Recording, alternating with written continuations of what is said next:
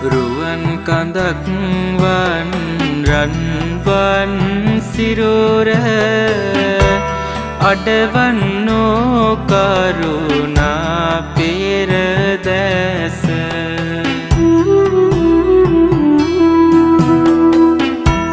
ලොවක් නිවාලන අමයොරෝ අදන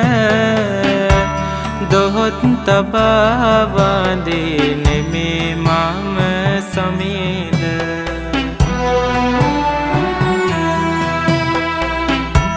පියුම් පතකරන්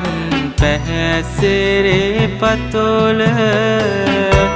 නෙත සිත සනසන සංසුන් ගමන